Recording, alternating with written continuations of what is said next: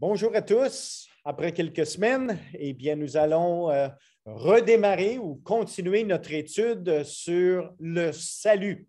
C'est ce que ça s'appelle dans la théologie la sotériologie. Ça, c'est l'étude du salut. Et j'aimerais qu'on puisse faire un tout petit peu de révision pour que nous puissions nous remettre dans le contexte de notre étude sur le salut. Eh bien, lorsqu'on parle du salut, nous ne pouvons pas enseigner la doctrine du salut sans faire allusion à la doctrine de l'homme, du péché, de Christ, de la rédemption et de la grâce. Toutes ces doctrines-là, nous allons y toucher lors de notre étude sur le salut. Lorsque nous parlons du salut de l'homme et non du salut des anges. Nous avons mentionné dans le passé qu'il est totalement impossible pour que les anges démoniaques puissent être sauvés. Pour eux, il n'y a pas de salut. Le salut est simplement pour les hommes et les femmes que Dieu a créés. Les anges ne peuvent jamais être sauvés.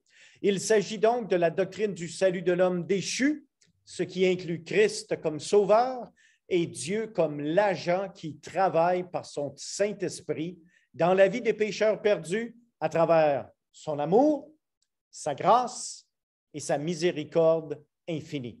Sans ces trois choses-là, le salut pour nous serait impossible. Alors, notre salut dépend de l'amour de Dieu, de sa grâce et de sa miséricorde envers nous. Nous avons également mentionné dans le passé que la doctrine du salut peut être divisée comme suit. Et j'ai cherché à mettre ces doctrines d'une manière aussi logique que possible.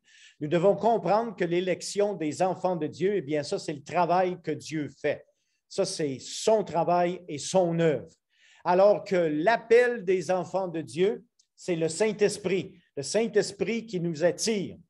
Si vous voulez une image qui, pour moi, m'aide à comprendre ceci, imaginez-vous sur une nappe, sur une table, il y a plusieurs cure-dents ainsi que des trombones. Maintenant, vous prenez quelque chose de magnétique assez puissant et vous vous promenez au-dessus, le bois reste là, alors que les trombones sont attirés vers les mains. Alors, c'est un peu comme ça qu'on pourrait imaginer dans notre pensée l'élection des enfants de Dieu qui sont attirés par le Saint-Esprit. La régénération, eh bien, c'est le travail de Christ, c'est ce qu'il a fait sur la croix pour nous, alors que la foi, eh bien, c'est le moyen par lequel nous pouvons accéder au salut. La repentance, eh bien, ça, c'est notre responsabilité. Il ne peut pas y avoir de salut s'il n'y a pas repentance de notre part, lorsque nous demandons pardon de nos péchés pour ce que nous avons fait. La conversion, eh bien, ça, c'est le changement de direction et c'est un résultat du salut. Une fois que quelqu'un est sauvé, sa vie change, pour le mieux, évidemment. La doctrine de la justification, eh bien, ça, c'est la position que nous obtenons devant Dieu lorsque nous acceptons Christ. C'est-à-dire qu'auparavant, nous étions condamnés dans nos péchés. Maintenant que nous avons reçu la justification et la justice de Dieu à cause de ce que Christ a fait sur la croix pour nous, eh bien, maintenant, nous avons été déclarés justes devant Dieu, ce qui rend possible pour nous d'accéder au ciel. Aussi, un autre effet du salut, c'est que nous sommes maintenant unis avec Christ. Et ça, c'est notre héritage spirituel.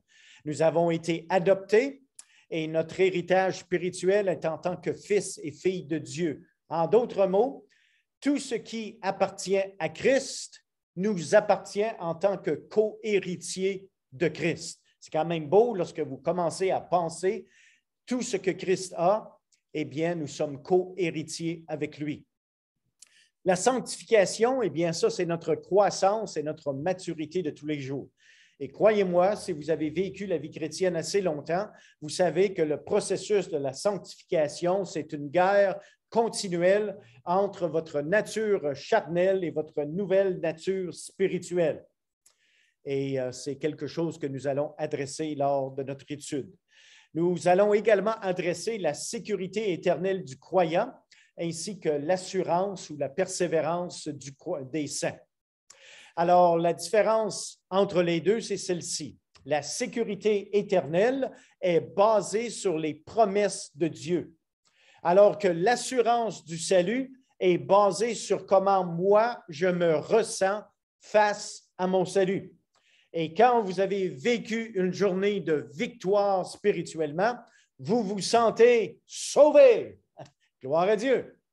Et si vous avez eu une journée de défaite spirituellement, eh bien, tout d'un coup, vous vous sentez moins sauvé jusqu'au point où certains chrétiens ne se sentent plus sauvés. Alors, c'est très important pour nous de comprendre la différence entre ces deux choses-là, parce que notre assurance du salut doit toujours et sans exception être seulement basée sur les promesses de la sécurité du croyant. Alors, lorsqu'on a eu une journée de défaite, on demande pardon et on relit, on repense aux promesses que Dieu nous a données en ce qui concerne notre salut pour que nous puissions avoir cette assurance du salut. Ceci ne change en rien notre salut devant Dieu, mais ça peut certainement changer notre attitude et de la manière dont on vit la vie chrétienne. Parce que quand tu ne te sens pas sauvé parce que tu as péché, eh bien, tu n'as pas le goût de témoigner et tu deviens plutôt piteux parce que dans un contexte chrétien, tu as la culpabilité de ton péché que tu portes jusqu'à ce que tu demandes pardon au Seigneur Jésus-Christ. Alors, cette liste énumère les étapes logiques de la doctrine du salut. Les différentes étapes du salut sont tous nécessaires et l'une n'est pas plus importante que l'autre. Alors, nous avons vu certaines choses, mais ce matin, nous en sommes au but de l'élection et les responsabilités des élus. Nous allons voir ce matin certains passages bibliques qui vont nous aider à comprendre l'élection. Alors, les élus, premièrement, doivent annoncer les vertus de Dieu. Les vertus de Dieu, ça, c'est le caractère divin ou les valeurs divines. Regardez avec moi un très, très beau passage dans 1 Pierre, chapitre 2, et le verset 9. Ce texte nous dit, « Vous, au contraire, vous êtes une race élue, un sacerdoce royal, une nation sainte, un peuple acquis, afin que vous annonciez les vertus de celui qui vous a appelé des ténèbres à son admirable lumière. » Quel beau verset qui nous explique le but pour lequel nous avons été élus. C'est pour que nous puissions, comme ici l'apôtre dit, vous êtes une race élue, un sacerdoce royal, une nation sainte, un peuple acquis, afin, ça nous donne le but, que vous annonciez les vertus de celui qui vous a appelé des ténèbres à son admirable lumière. Le but de notre élection, les amis, c'est que nous puissions faire connaître à tous ceux qui nous entourent le caractère et les valeurs divines, parce que sans ça, le monde ne les connaîtrait pas. Les élus doivent s'abstenir des convoitises de la chair. Et nous voyons ceci toujours dans 1 Pierre au chapitre 2, mais cette fois-ci au verset 11. « Bien-aimés, je vous exhorte, comme étrangers et voyageurs sur la terre, à vous abstenir des convoitises charnelles qui font la guerre à l'âme. » C'est important pour nous de comprendre ceci parce que le fait que nous avons été élus ne nous rend pas parfaits dans notre vie. Et je crois que nous le comprenons, c'est le processus de la sanctification.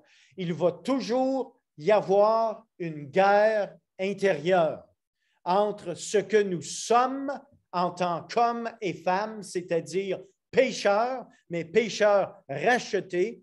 Mais maintenant, nous avons en nous l'Esprit de Dieu et ces deux choses-là vont constamment être en bataille journalièrement. La question est celle-ci. Lequel de ces natures va gagner la bataille de la journée? Notre nature pécheresse ou notre nature spirituelle en Jésus-Christ qui nous a été accordée à cause de notre élection par son amour, sa grâce et sa miséricorde. Les élus doivent faire connaître les richesses de la gloire de Dieu. Et Paul mentionne ceci dans le livre de Romains, chapitre 9 et le verset 22. Et que dire? Si Dieu, voulant montrer sa colère et faire connaître sa puissance, a supporté avec une grande patience des vases de colère. Quand vous voyez l'expression ici des vases de colère, ça c'est des êtres humains de colère, formés pour la perdition. Et remarquez bien le verset 23, « Et s'il a voulu faire connaître la richesse de sa gloire envers des vases de miséricorde. » Ça, c'est les élus qu'il a d'avance préparés pour la gloire. Alors, c'est intéressant ici de réaliser une de nos responsabilités, c'est de faire connaître les richesses de la gloire de notre Dieu. Les élus doivent être saints et irréprochables devant Dieu. Et c'est un défi constant. Le livre de Éphésiens, chapitre 1er et le verset 4. En lui, Dieu nous a élus avant la fondation du monde pour que nous soyons quoi? Saints et irréprochables devant lui, nous ayant prédestinés dans son amour à être ses enfants d'adoption par Jésus-Christ selon le bon plaisir de sa volonté. Et souvenez-vous de cette petite expression, selon le bon plaisir de sa volonté. Si vous et moi sommes des élus, c'est parce que Dieu l'a bien voulu. Et ça, c'est important de le réaliser. Alors, les élus doivent être semblables également à l'image de son Fils. Et remarquez ce que Paul continue de dire, mais cette fois-ci dans le livre de Romains au chapitre 8 et le verset 29. Car ceux qu'il a connus d'avance, il les a aussi prédestinés à être semblables à l'image de son Fils, afin que son Fils fût le premier-né entre plusieurs frères. Eh bien, je veux vous introduire ce matin à une expression qui est actuellement spirituelle. Il serait vrai de dire théologiquement que nous sommes des petits Christ. Oui, parce que c'est exactement ce que ce passage dit. Il les a aussi prédestinés à être semblables à l'image de son Fils, afin que son Fils fût le premier-né d'entre plusieurs frères. Alors, si jamais quelqu'un vous dit « Vous êtes un petit Christ », vous pouvez dire « Alléluia, gloire à Dieu, vous avez absolument raison. Maintenant, laissez-moi vous raconter pourquoi je suis un petit Christ. »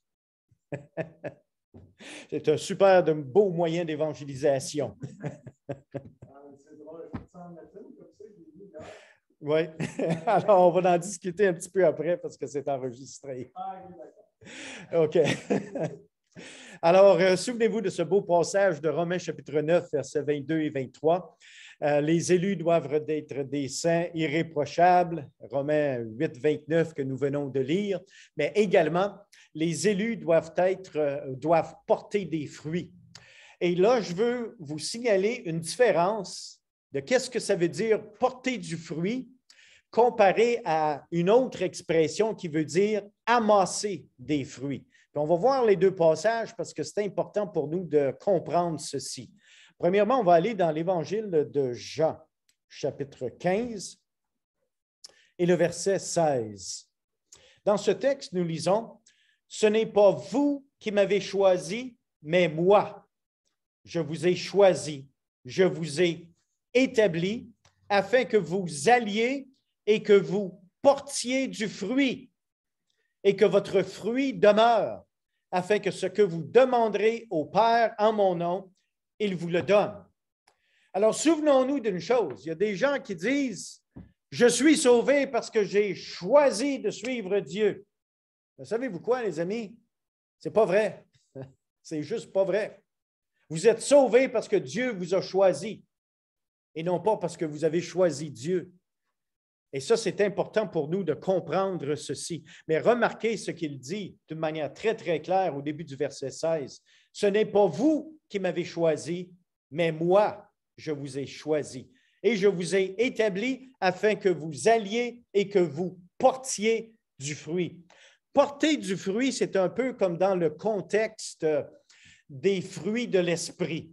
Ça l'affecte notre caractère en tant qu'individu. C'est là qu'un changement est nécessaire à notre vie de tous les jours, entre notre vieille nature et notre nouvelle nature. C'est ça, porter du fruit.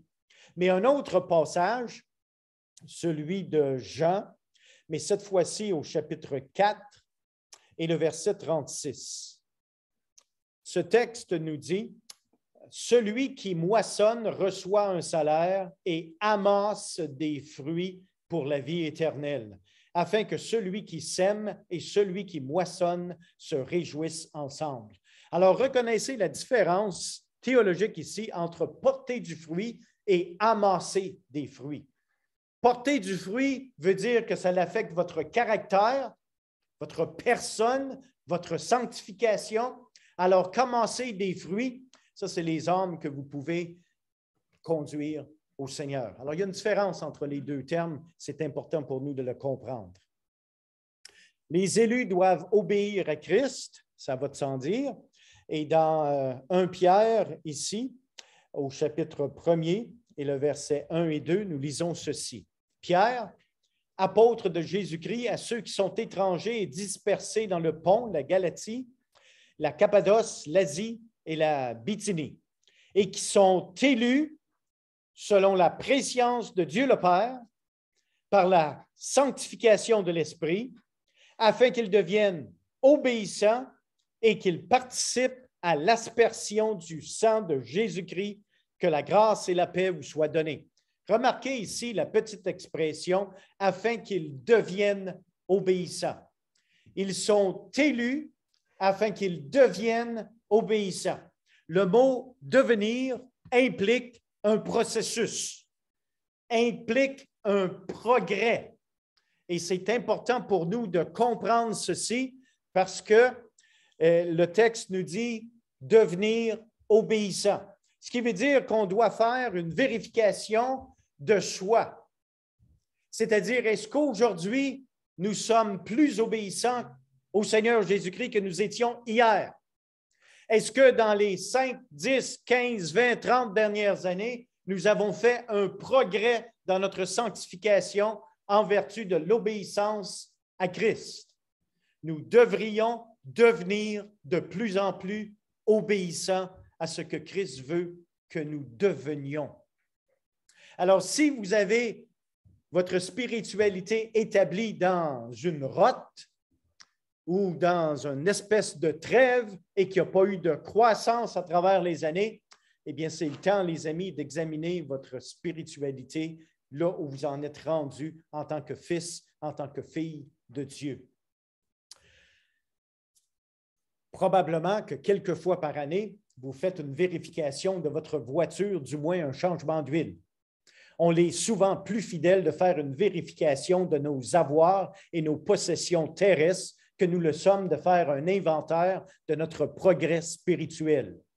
Et ce matin, je vous invite à faire un inventaire, une évaluation de votre propre progrès spirituel. Et souvenez-vous de ceci, ce que Pierre nous enseigne lorsqu'il parle de notre élection afin qu'ils deviennent obéissants et qu'ils participent à l'aspersion du sang de Christ. L'élection des pécheurs au salut par Dieu inclut aussi l'obligation que Dieu prend envers les pécheurs de les amener au salut. Vu que le salut vient à 100% de la part de Dieu vers un individu, c'est-à-dire que Dieu doit s'obliger d'amener l'individu à lui. Maintenant, ceci, à travers les siècles derniers, a engagé certains théologiens, églises et même certaines de nos églises baptistes, malheureusement, à dire, bien, si Dieu va les amener, alors pourquoi évangéliser? C'est quelque chose que nous devons comprendre parce que Dieu, de la manière dont il travaille, le salut vient de Dieu et il nous a accordé la responsabilité d'évangéliser, de semer la parole, et c'est à travers ceci que Dieu a choisi de travailler. Alors, il y a des gens qui disent, bon, mais s'ils ont à être sauvés, Dieu va les amener. Mais Dieu a également demandé à ce que nous partageons le message de l'Évangile, comme les témoignages que nous avons entendus tout à l'heure. Le Seigneur les amène, mais c'est à nous de leur donner la parole de Dieu, parce que c'est à travers la parole de Dieu que l'Esprit de Dieu travaille. Les évidences de l'élection divine, eh bien, nous avons presque terminé pour aujourd'hui, mais j'aimerais voir les évidences de l'élection divine avant de terminer. Eh bien, l'élection est une doctrine que nous ne pouvons pas comprendre complètement, mais cependant, il nous est possible de discerner, de connaître par leur évidence ceux qui sont élus. Voici comment ça fonctionne. L'évidence d'une foi personnelle. Quand quelqu'un rend témoignage personnellement qu'ils ont accepté Christ, eh bien, c'est là que vous pouvez voir qu'ils étaient des élus. C'est impossible pour nous de déterminer qui sont élus jusqu'à ce qu'il ait un témoignage de déclaration personnelle. Voyez par exemple le livre de Actes des Apôtres, chapitre 13, verset 48. Tous ceux qui étaient destinés à la vie éternelle crurent. C'est seulement une fois que quelqu'un a cru et qu'il peut en porter un témoignage personnel que maintenant vous pouvez dire cette personne est élue. On ne peut pas choisir les élus, on ne peut pas les deviner, mais on peut les reconnaître une fois qu'ils rendent témoignage. OK? Vous suivez la logique de tout ceci? Là où la vraie foi est démontrée, l'élection est maintenant évidente. Nous ne pouvons pas savoir d'avance qui sont les élus, mais nous pouvons les reconnaître une fois qu'ils sont sauvés. Et vous avez des passages bibliques à cet effet qui nous parlent, par exemple, de l'évidence de la persévérance, tel par exemple Jean chapitre 10, versets 27 et 28, lorsqu'il est déclaré « Mes brebis entendent ma voix, je les connais et elles me suivent. » Alors, il y a une cause et effet, si vous voulez. Là où quelqu'un qui est élu doit maintenant confesser publiquement qu'il a accepté Christ, et sur le fait de cette déclaration, maintenant, voilà quelqu'un que Dieu avait élu. 2 Timothée, chapitre 2, verset 19, dit ceci. Le Seigneur connaît ceux qui lui appartiennent, et quiconque prononce le nom du Seigneur, qu'il s'éloigne de l'iniquité. Seulement ceux qui sont vraiment élus persévéreront. Ceux qui persévèrent dans la foi et les bonnes œuvres donnent une ferme évidence qu'ils sont élus. Eh bien, reconnaissez ceci. Le Seigneur lui-même l'a dit, vous allez les reconnaître par leurs fruits. Et nous allons lire le passage dans quelques instants. Nous avons l'évidence d'une conviction personnelle. 2 Pierre, chapitre 1er, verset 10, nous dit ceci. C'est pourquoi, frères, appliquez-vous d'autant plus à affermir votre vocation et votre élection, car en faisant cela, vous ne broncherez jamais. Une personne peut être convaincue qu'elle est une des élus, mais une personne n'a pas à attendre jusqu'à l'éternité future pour être certaine qu'elle est une personne élue. Alors ça, c'est une évidence que nous avons en nous, que l'Esprit de Dieu rend témoignage à notre esprit que nous sommes enfants de Dieu et que nous sommes un de ses élus. Nous ne pouvons pas deviner qui dans le monde sont les élus. Nous pouvons simplement constater qu'ils sont élus une fois qu'ils ont fait une déclaration qu'ils appartiennent à Christ, qu'ils ont accepté Christ, qui les a pardonnés de leurs péchés. Et en tant qu'individus, nous pouvons réaliser en nous-mêmes, en notre propre esprit, que l'Esprit de Dieu témoigne à notre esprit que nous sommes enfants de Dieu. C'est sur cette base que nous pouvons déclarer avec toute confiance que nous avons la vie éternelle. On n'a pas besoin d'attendre d'être rendu l'autre bord pour voir si oui ou non nous allons voir la vie éternelle. Maintenant, l'évidence du témoignage des autres. C'est aussi quelque chose qui est important parce que dans 1 Thessaloniciens, chapitre 1er, verset 4, il est déclaré, « Nous savons, frères bien-aimés de Dieu, que vous avez été élus. » Alors ici, Paul déclare, il reconnaît que quelqu'un d'autre, à cause de leur déclaration, à cause de leur vie, ça, c'est des élus. Alors, le témoignage des autres, ça, c'est quelqu'un qui dit, oui, la manière que cette personne-là est en train de vivre la vie chrétienne, il est certainement un élu de Dieu. La doctrine de l'élection est une épée à deux tranchants. D'un côté, il est entièrement possible de savoir avec certitude qu'une personne est une des élus. Cependant, est-il possible pour une de ces personnes de dire qu'elle est une des élus de Dieu et vivre en même temps ouvertement dans le péché en se rebellant contre Dieu? Qu'est-ce qui arrive finalement aux personnes que peut-être dans le passé vous avez connues, qu'ils ont eu un témoignage pour Christ, qu'ils ont déclaré qu'ils étaient des élus et que vous les avez crus, mais que maintenant vivent dans le péché? Souvenez-vous des paroles que Jésus-Christ a dit lui-même dans le livre de Matthieu. J'aimerais que vous puissiez tourner dans ce texte, Matthieu chapitre 7 et le verset 16. Vous les reconnaîtrez à leurs fruits. Cueille-t-on des raisins sur des épines ou des figures sur des chardons? Tout bon arbre porte de bons fruits, mais le mauvais arbre porte de mauvais fruits. Un bon arbre ne peut porter de mauvais fruits, ni un mauvais arbre porter de bons fruits. Tout arbre qui ne porte pas de bons fruits est coupé et jeté au feu. C'est donc avec leurs fruits que vous les reconnaîtrez. Et c'est quelque chose que le Seigneur lui-même a dit. Mais continuons un peu la lecture à partir du verset 22. Plusieurs me diront en ce jour-là, « Seigneur, Seigneur, n'avons-nous pas prophétisé par ton nom? N'avons-nous pas chassé des démons par ton nom? Et n'avons-nous pas fait beaucoup de miracles par ton nom? » Alors je le dirai ouvertement, « Je ne vous ai jamais connu, retirez-vous de moi, vous qui commettez l'iniquité. » Alors, une chose est certaine, ce n'est pas parce que quelqu'un a vécu comme un chrétien pendant une certaine période de temps, parce que nous, on aurait peut-être reconnu cet individu-là comme un élu. Mais le Seigneur dit, vous les reconnaîtrez par leurs fruits, leur persévérance. Et ça, c'est important, parce qu'il dit ici, je ne vous ai jamais connu, retirez-vous de moi, vous qui commettez l'iniquité.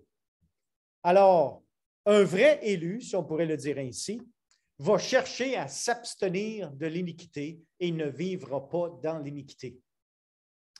C'est important pour nous de comprendre ceci parce que ça pourrait porter à confusion. Vous voyez, les amis, la Bible enseigne l'élection, mais elle offre premièrement l'Évangile à tous. La Bible ne sépare jamais la souveraineté de Dieu d'avec la responsabilité de l'homme de se repentir de ses péchés. La Bible enseigne clairement que certains sont élus, mais que d'autres sont perdus pour toute l'éternité.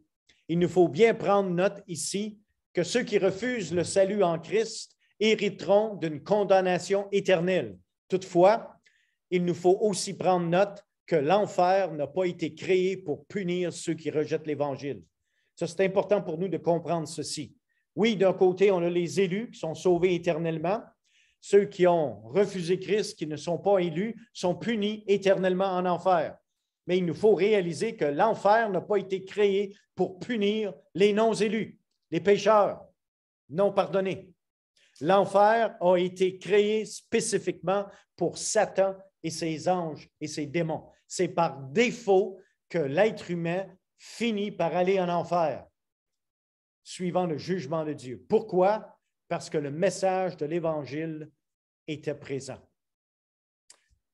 Maintenant, souvenez-vous de ce que Matthieu, chapitre 25, versets 34 à 41 nous dit, et je vous inviterai de lire ce passage à votre foyer.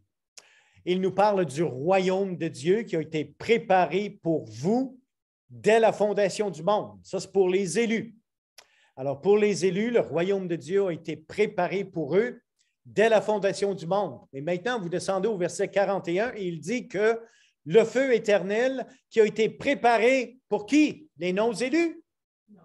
Non, pour le diable et ses anges. C'est par défaut, les amis, que les personnes non sauvées vont aller en enfer parce que l'Évangile est présent. Et ceci devrait nous motiver encore plus à notre responsabilité d'évangélisation. Notre responsabilité est d'exposer les gens au message de l'Évangile. Ce qu'ils en font n'est plus notre responsabilité.